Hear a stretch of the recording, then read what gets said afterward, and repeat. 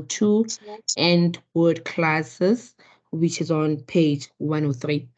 So learning unit 2 is a bit different from some of the other learning units that you will find as you peruse through your study material.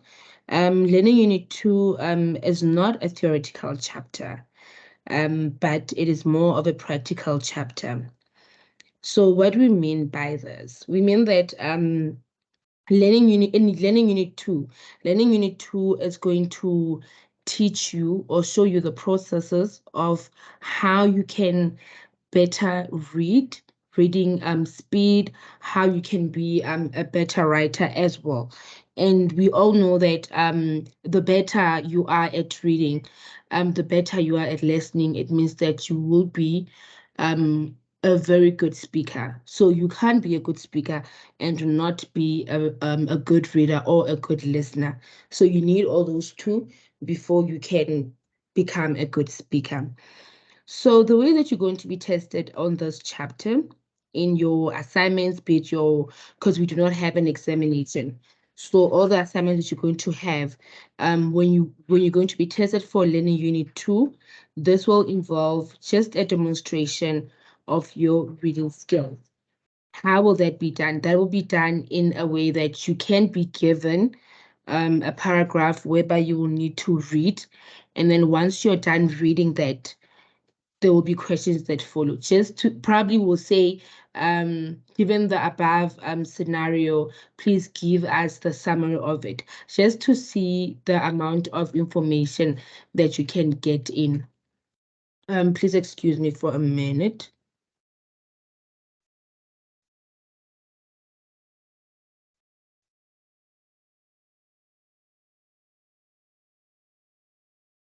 Sorry about that. So that is how we're going to be testing you. We'll be testing your reading skills. So therefore, this learning unit, it is there to help you to improve your reading skills. Your reading skills, it also talks about the amount of time that you will be taking to read a certain paragraph.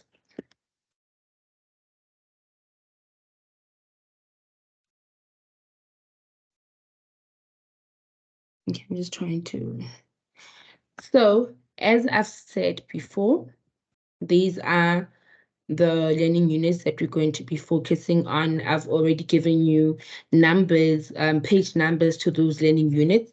You can just jot them down for those who did not do as Aisha asked previously, that you must read before you come to class, so that when we navigate you through what we have for you or what we have in front of you, then it makes it a bit easier for you to understand before we even get to the next plane. So reading at sentence level. What is reading at sentence level? So what we're going to be focusing on is that we're going to be examining ways in which clauses are combined and how they relate to each other. What are clauses? Clauses are phrases, a group of words, but unlike a phrase, clauses are pretty complete. So how are you able to see or to tell that this sentence is a clause? You are able to tell that a sentence that has been written in front of you is a clause if the sentence contains a subject and a verb. I will go over it again. For you to be able to identify a clause, you will have to firstly look at the sentence that has been given. And that sentence that you have to have two things in order to call that sentence a clause. These two things that need to be within a sentence, the sentence has to contain a subject and a verb. I'll just break that down a bit, just so that we can make a bit of sense of what a clause is. As I go on, in the meantime, also just quickly think about what or an example of a clause. Think about an example of a clause. So a clause is a sentence that contains a subject and a verb. What is a verb? A verb is a doing word. We all know that. So what is a subject? A subject is a person, place, or anything that is performing the action of the sentence. I will repeat it again.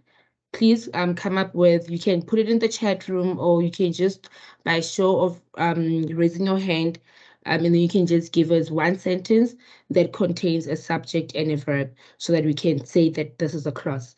So a clause contains both a subject and a verb. Subject, it is a person, it is a place, or anything that is performing the action of the sentence. And then a verb is a doing word, meaning that the sentence to be identified as a clause, it has to have a person or a place, and that person or that place, they must be performing an action.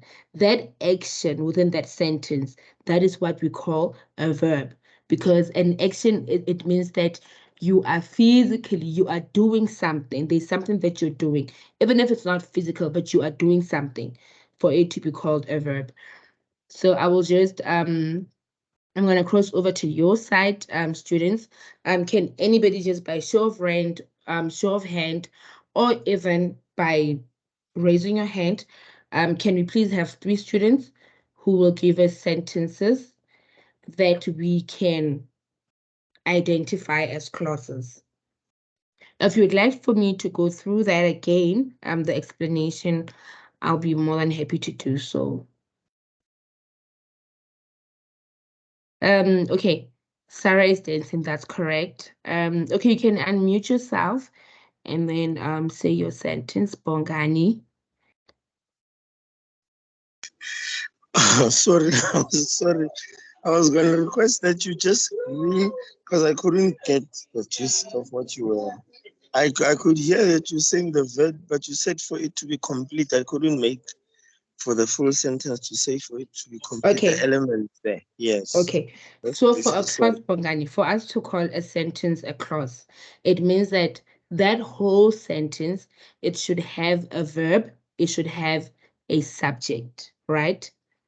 So, for example, if you check under the chat box, you can see they've already written something. Temba is drinking water. So, Temba is the person who is doing or performing the actual action of drinking water, right? So, Tembani will be the subject, and then drinking will be your verb. That is how we can conclude that Tembani is drinking water as a sentence. It is a clause. Do you understand that? You're saying it's a cross. Clause, a clause. Oh, close. Yes. Oh, that's where I got it wrong. Okay, okay, now I'm with you. Okay. Okay, thank you. Tumelo, you can come in, and then Tshego, and then Lerato, and then we can continue. My clothes would be I waited for him. Please come again, Tumelo. I don't know, there's an echo. I'm battling to hear you. Can you hear me now? It's I waited for him. Yes, that is correct. That is correct. Thank you so much. Tshego? Thank you. I will say Tshegofatso is attending the class. That is correct as well. Thank you so much. Lerato, let's take Lerato and then we move. I will say HR for ABC company is launching employee benefits for all staff members. Thank you so much. That is correct. Thank you so much for your participation. That is all correct. So that is basically what a clause is. Just for a minute, when you start reading, that's why I said that then you need to it's here to try and help you with your reading capacity, your reading speed, and all of that. So the minute you're given a paragraph and then you start reading and you already see that this sentence contains a verb and a subject, then immediately you know that, okay, these two things are, it's called a clause, right? Okay, and then we move on. We're done with clause. We all understand that. So we have sentence type, right? So in this section of sentences, you're going to be learning the difference between 3 types of sentences. We're going to go through that. We're also going to be learning sentence types. As you see before you, more of examples on these can also be found on page 68, from page 68 of your of the tutorial material that you got, you'll be able to see this. We have declarative sentence, which is a statement. This means that, you know, when you're making a statement, it means that you're telling somebody something. You are giving people information. When you tell somebody a statement, or when you make a statement, there's a full stop. You're not asking for a question or anything, but this is how it is. So for example, of declarative sentences, one can say, I like coffee. I mean, that is a declarative statement. No one can come and argue with that, because this is what you like. This is what you prefer. You like coffee. And then we've got interrogative sentence, which is a question, meaning that it will end with a question mark. Interrogative sentences, they ask a question. So when we ask a question, in most cases, or in all cases, we are looking to get more information about something.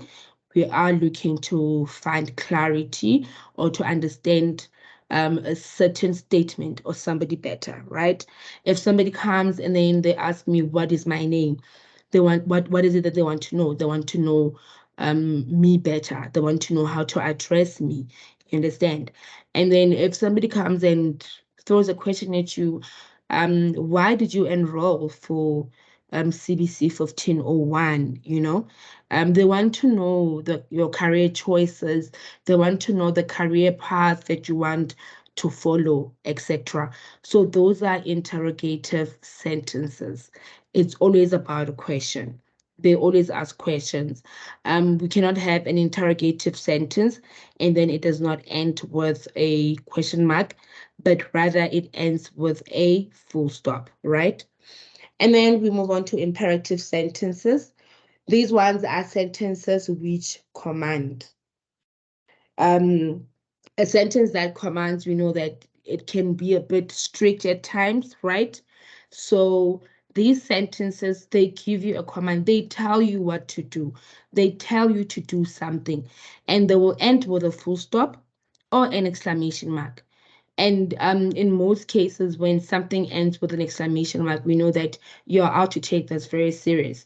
At least when it ends with a full stop, it is a bit subtle.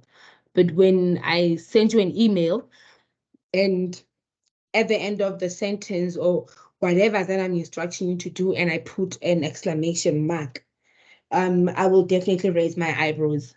Then I'll just ask myself, what is going on here? I know that I'm being commanded, but this is in another level, you know? It's not in a subtle manner, if you understand what I'm trying to say. So we then have what we call exclamative sentences. These sentences, they express strong emotions or surprise, right? They always end with an exclamation mark or an exclamation point.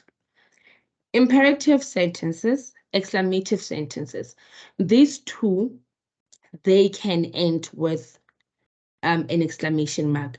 However, for exclamative sentences, they always have to end with an exclamation mark. Whereas imperative sentences, the ones that command, they can end with either a full stop or an exclamation mark.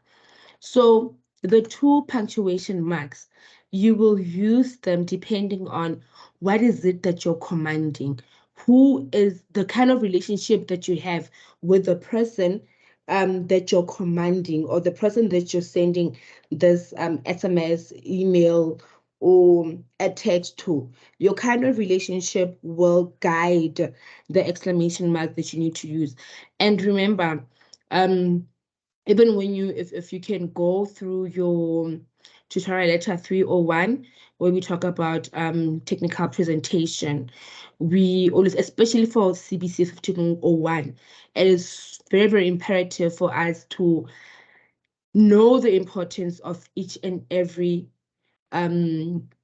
exclamation mark that we're going to be using, punctuation mark, excuse me for that, for each and every punctuation mark that we're going to be using.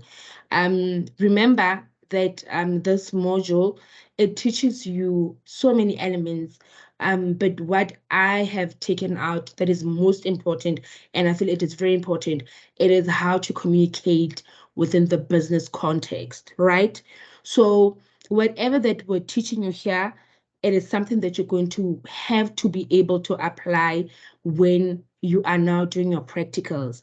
We are giving you the theory part. When you go and do your practicals, once you have mastered the theory, once you have mastered the theory part, the practicals will not be so difficult for you. So the reason why we have so much material, the reason why we are constantly telling you about technical presentation, the use of punctuation mark, the use of the correct fonts that you need to use for different headings, subheadings, and all of that, is because this is what you're going to be doing. This is the kind of information or theory that you need for you to excel in the business world, right? I'm gonna stop here and then just try and find out if we understood the difference between declarative, interrogative, imperative, exclamative sentences, and the different uses of punctuation marks after typing such statements, depending on which sentence type you were using. So I will hand over to you guys. And the returns and begin as called. Okay, no, that's not for me. Do you have any questions so far with regarding to sentence types? Do we all understand what sentence types are and how we supposed to be using our punctuations? Are we all good with that?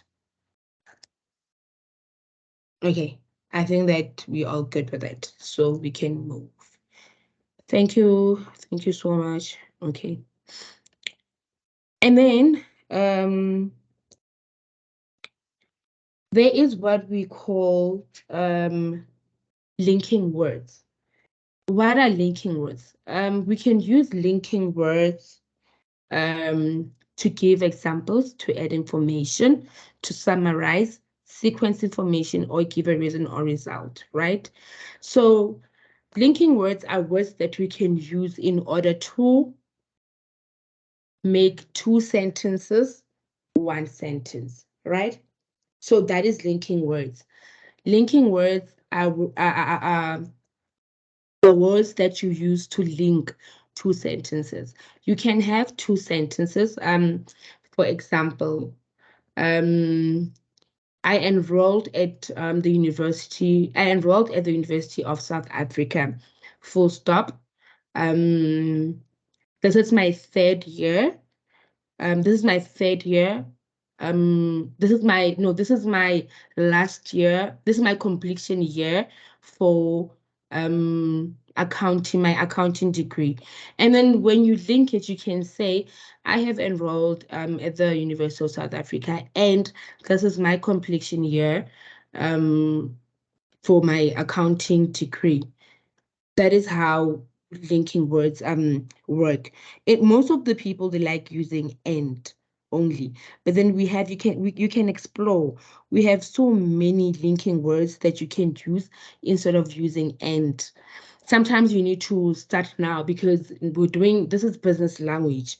You need to start now writing and thinking academically and professionally, and don't write emails as if you're chatting on WhatsApp,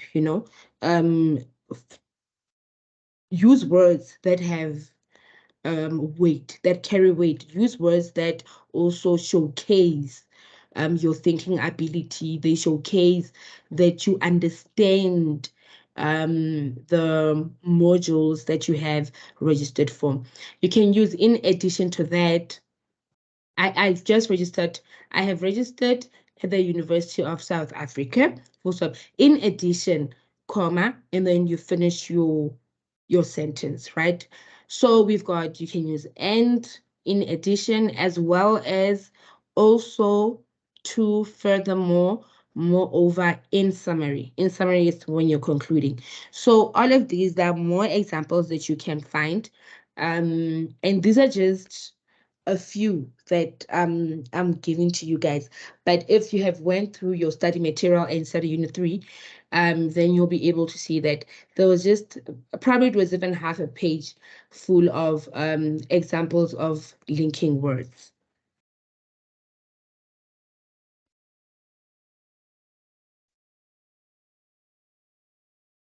Punctuation marks. These are just some of the punctuation marks that we have. A comma.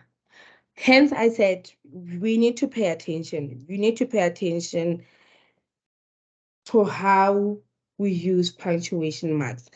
Punctuation marks are, they communicate silently.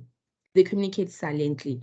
If, for example, I'm asking you a question and I say to you, what is your name? And then I put in a full stop. What does that say? That says that I'm done. Now, this was a statement. This was not a question. Even though when you read it, you can tell. But then the question is now giving different vibes to what has been written. You understand? But if you are to write, how are you doing? And then you put a question mark. I know that you're asking me a question about my day. You're asking me a question about my feelings and etc., etc. But the minute you put how are you doing with a full stop, there is just a whole of contradiction that is going on there. So we need to practice and know how to write, how to use punctuation marks correctly. So you got commas. A comma tells you that the reader has paused, and then you also need to pause to take a break, because now after that there is another sentence that is going to come in. And then that sentence is there to just make things more aligned, instead of writing a sentence and then a full stop, and then you write the same idea as a new sentence. Because after a full stop, we know that comes a new sentence. The sentence that comes after can be linked, or it can be just totally different or a new idea. So be careful of how you use your commas, how you use your punctuation marks. I'm going to stress about this point because in most of your assignments or assessments rather, there is a lot of writing that goes in there, and a lot of students lose marks because of such small things that you think are not important, but they are very important when coming to this course, and also when coming to just a presentation of who you are. Because when you apply for a job, remember that when you apply for a job, reread your application letter. Your application letter will tell us a lot about you. If I have a company and I want to hire a communication specialist or a public relation liaison officer, and then your motivation letter, or rather your application letter, has a lot of type error, the use of exclamations, how am I going to hire you? I will not hire you based on that. Those are your first impressions. Quotation marks. They're used for a lot of things, but probably the most important that we use quotations, it is to quote someone's exact words. Also, quoting is very, in text referencing, we use a lot of quotation marks, which is extremely important, how you use them, when to open your quotation, when do you close it, when do you reference after closing, etc. Aside from their use in speech and quotations from books, quotation marks are often used by writers to put distance between them and the words. Example, explain what you get a question in your assignment, and then it says, what is business context? Explain what business context is based on the learning or the study material that has been provided by your lecturer. And then you want to quote something that was said by Ms. Sata, then you will need to you can use quotation marks and then put her name inside that quotation mark just to distance her name from the actual word or from the quotation, from the sentence that you're going to be quoting. So it doesn't look like it's one thing. It can actually show the reader that, oh, so these words or this explanation was taken from Sata's book. So that is how we use our quotation marks. And then we've got hyphens. Hyphens is used to join two or more words together. We've already done with that into a compound term, and it's not separated by space. Like quotation marks above, hyphens are often misused in English, even by narrative speakers. And then we get your question mark. The question mark simply indicates that a sentence is asking a question. It always comes at the end of a sentence. For example, there, what is your name? And then you've got a question mark just right after that. So, like I've said, punctuation marks, they are very silent, yet they speak volume to a reader. If we're having a conversation, a face-to-face conversation, and you say, what is your name? Already in my head, I know this is a question. You understand? I need to give more information. But when you're writing, you need to be very sure of the punctuation marks. You need to be very sure of the sentence construction and what comes after that. So, increasing reading speed and efficiency. The tips for a faster reading reveal an interesting problem that may be phrased something like this. The slower you read, the slower you will read. Reading slowly makes you feel bored. Boredom makes you reluctant to read. So with me, most of you have already heard that I speak very fast. I speak fast, but I make sure that people are able, even students are able to grasp or hear what I'm saying. Because you've heard Mrs. Sata, my colleague, speaks very, not slow, but in a manageable speed, right? And she's good at it.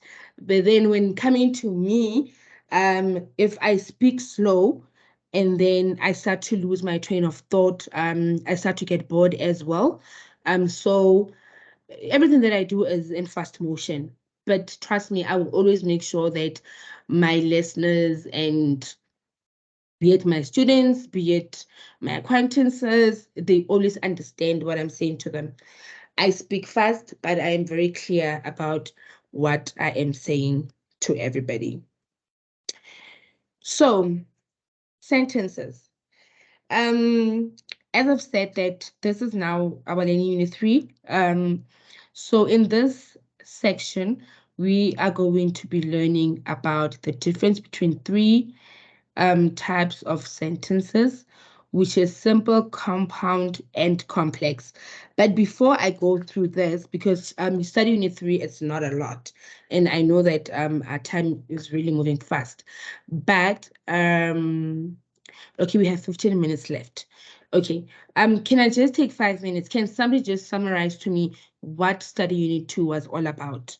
Quickly. Somebody quickly can just raise up your hand, open your mic, and then say what is it that you have grasped from unit 2. We've got just 5 minutes to do that. Can somebody just tell me or tell the class?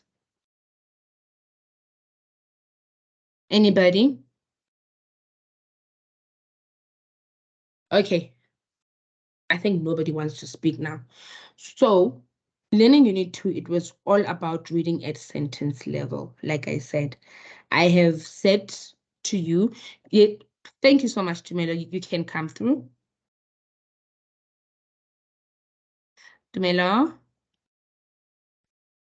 Yes, Tumelo, come through. Yes, ma'am. Yes. Basically, what I learned about learning unit 2. Yes, Tumelo. Ma'am. Yes, basically what you learned about learning unit 2 is. Hello. Hi, Tumelo. Can you hear me now? Yes, I can. Okay. What I learned about learning unit 2 is to really understand how to write and read as well, because reading it's not the same as writing, because writing has to be clear and easy for other people to understand, because everyone has a way of speaking, just as you mentioned that you speak a bit fast. Our previous lecturer, she speaks in a managerial position. So I think this unit just teaches us that it's important how to read well, efficiently and quickly, and in a way that we also understand, and also to be able to write, because writing, it's how everyone, like, basically whatever you write is going to be read at some point. So it's important that it's going to be understood without needing to be pressured to say, what does this mean? And also punctuations as well, and also knowing how to spell, because small things like that can hinder you from becoming a better reader or a better understander of the English language. Also, understanding clauses and phrases and how to constructively put that in a proper sentence that's going to make sense, as well as knowing when to use punctuation, because we don't just use exclamation points for everything. You can't just say, "Hello, I'm hungry," and make an exclamation point, because something, but sometimes you can't. There must always be an understanding to say this punctuation comes here, this punctuation comes here, to see where it appropriately fits. Because if you just put punctuations in wrong places, even though your text is well written, as in spelling is up to par, it's perfect, but the punctuations, if they're in the wrong place, then you forfeit whatever it was that you were gonna gain from just doing that, making that small mistake. So yeah, this unit is just teaching us it's a few punctuations, writing and reading, knowing how to read as well. Thank you so much, Tumelo. Thank you so, so much. I think you've just summarized everything. Masedi Munyai. You can come in, Masedi. Good day, ma'am. Afternoon. Okay, regarding learning unit 2, I learned that it focuses more on your grammar as well as your listening skills, because you can't be a good writer without listening to others. You have to be an attentive listener to other people so that you can be able to read and also write important notes that people will also be able to understand and also grasp the information or the message that you are trying to send to them.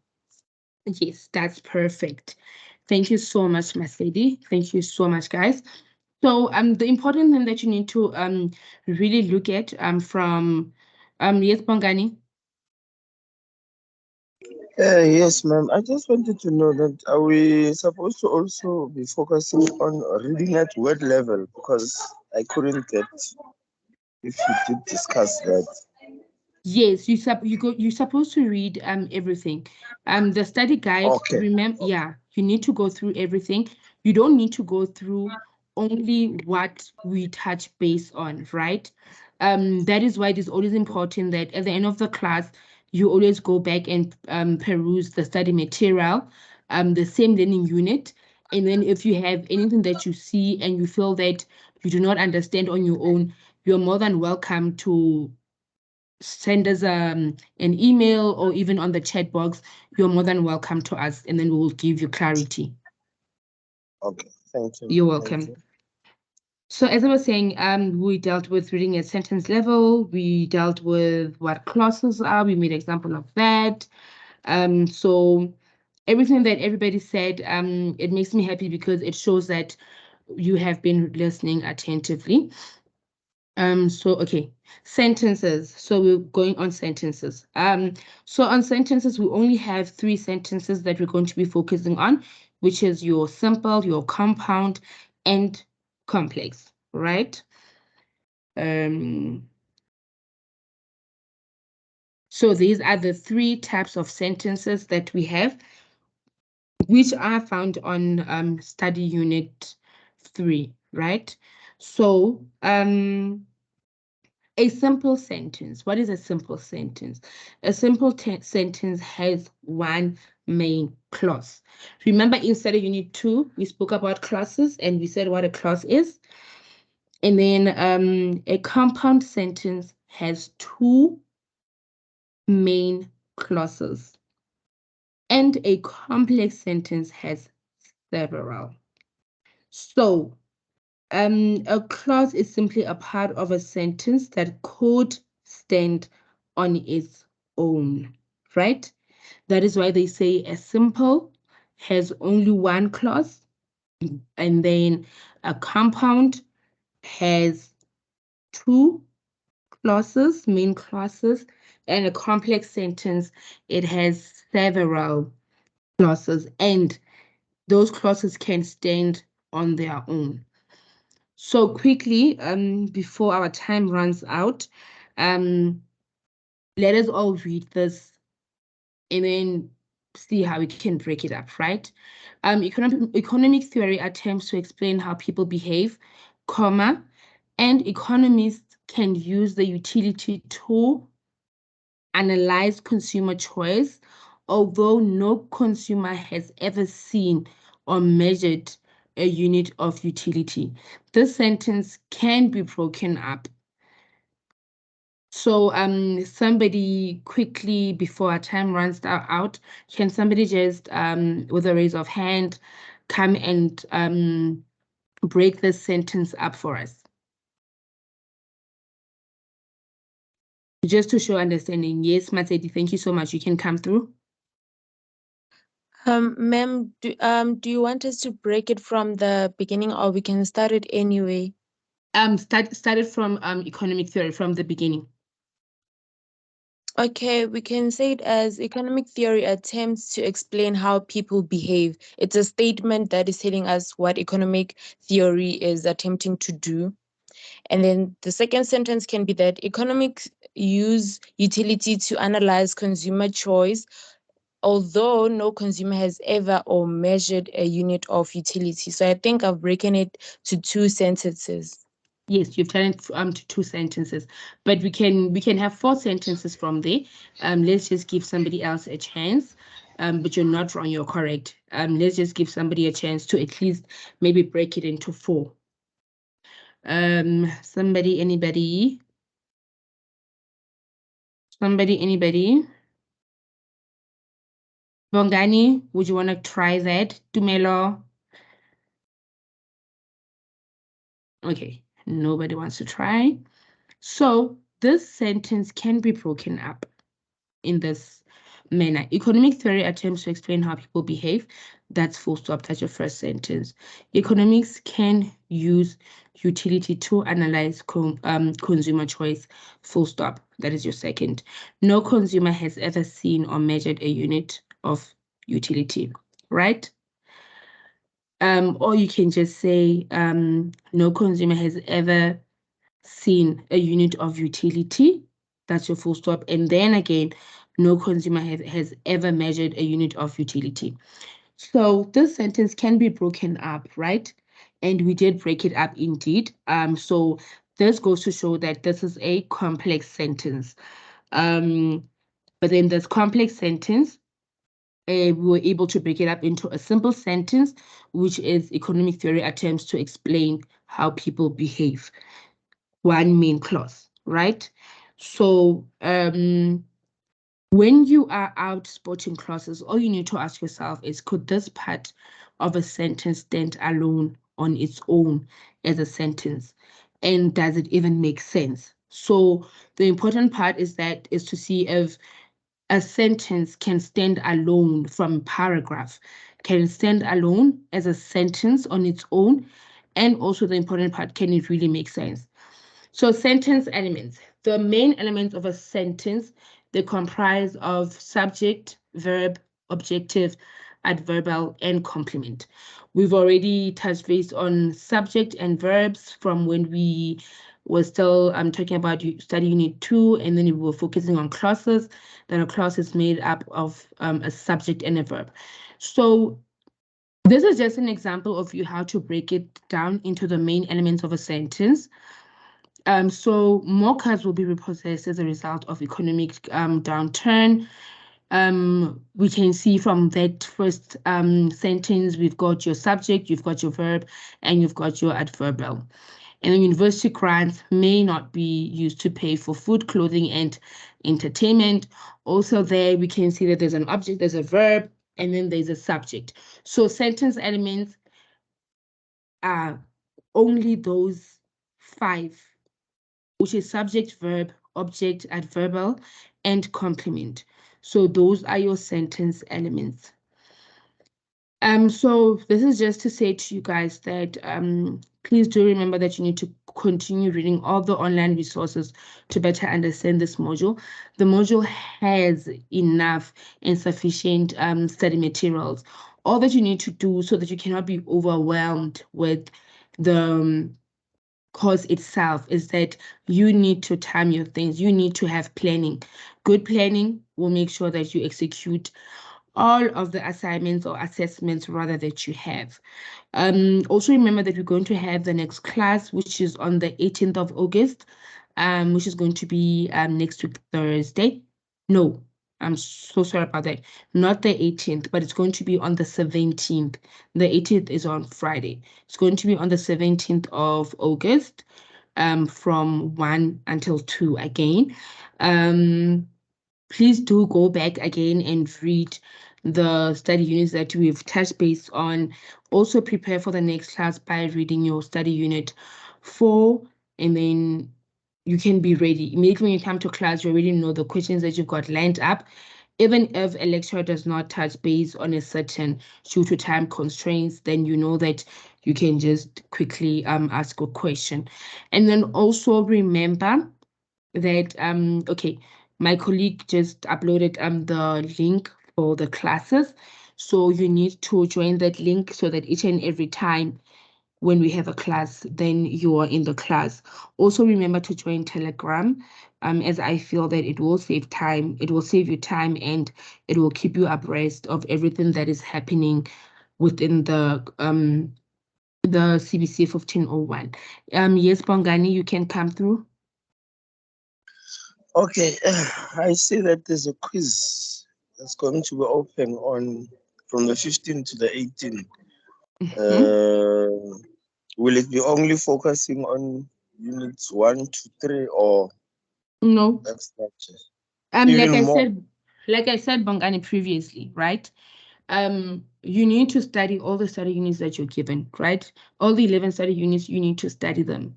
And then all the assessments that we have for you guys, those assessment questions will come from all the study units that you have.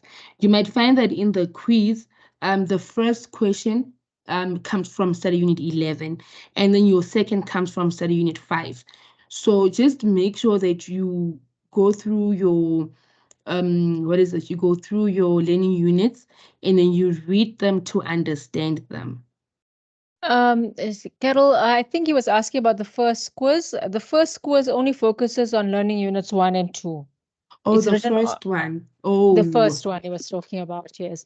Yes, when we go to the third one, I think focuses on more, but the first one, it's written on your assessment schedule. Also, it focuses on learning units 1 and 2.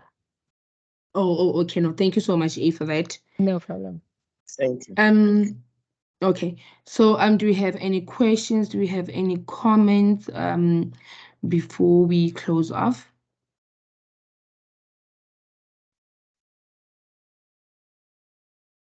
Okay, I think we're all good. So thank you so much, guys, for making the time out to come to this class. Please also next week, don't forget next week's class. Be here and prepare for it.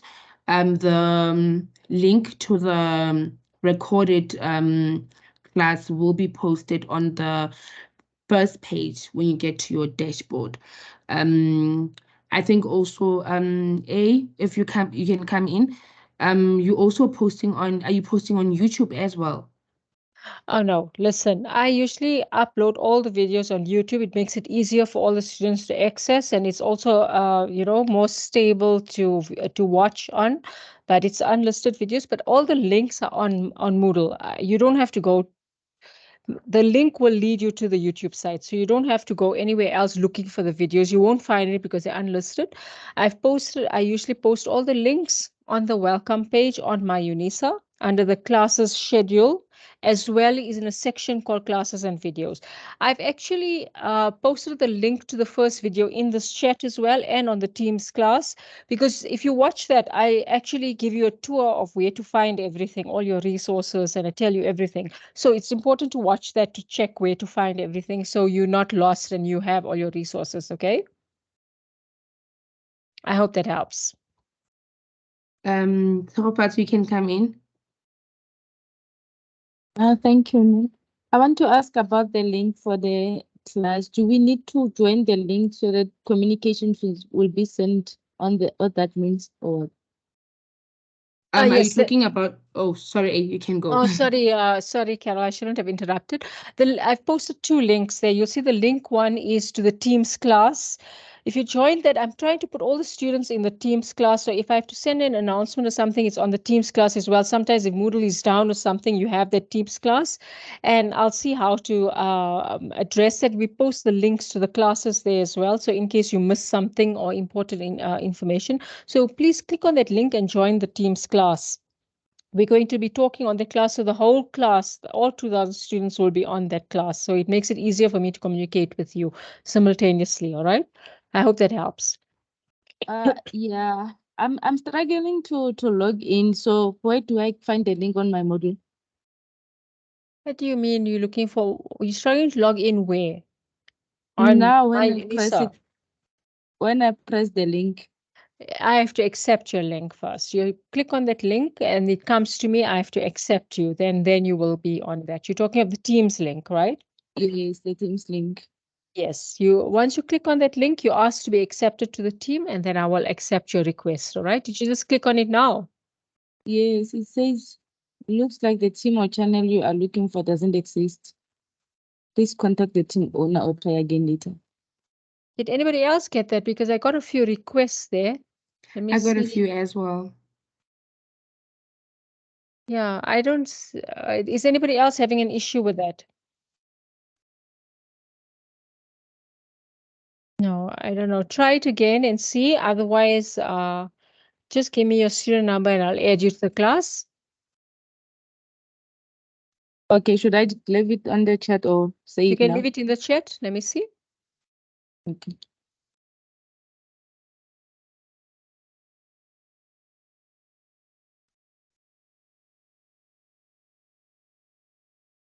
Thank you. Okay, thank you.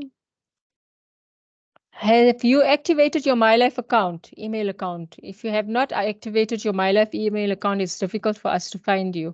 Yeah, it doesn't pick you up. Did you activate your MyLife email account? Yes, I have my life activated. It's not picking you up on my site either. What is the Or name maybe again? it's because I'm borrowing the laptop for someone. I'm not using. Yeah, I you didn't see, log on with the. Okay. you have to join the link from your MyLife account because it's a class only for registered students. That's why. Oh, okay. So if you're using your private email, it won't work. Okay. So what must I do now? Go into your MyLife email account and then ask to join. Okay. From your MyLife email account because I can't pick you up either. Okay. Let me do it through my phone. Okay, you do that and then you can just send me an email if you're still struggling and I'll ask IT to help us with that. All right. Thank you, ma'am. Okay, thank you. Carol, you can close the class off if you're done. Okay. So thank you so much, everybody, for coming. Do remember that also when you send us or you want to send in a query using our emails, kindly CC all the team members that are there so that if Mrs. Sata cannot respond at that time, then one of the team members can respond. Also, please do go through the next study units just so that you can prepare for the next class. And then if you've got questions, you can already note them down. So if the lecturer does not touch base on what you've seen, and then you can just ask for more clarity and it will be given to you. So thank you so much, guys, for coming. Thank you so much, Mrs. Sata, for this class. So we will meet again next year. Not next year, next week. What am I talking about? We will meet again next week. Okay, bye, students. Next week we cover learning units 4 and 5, right? Bye. Yes. Bye. Bye. Thank you. You're welcome, Bongani. Keep well, thanks. Same to you, Thank Sefo. Bye. you.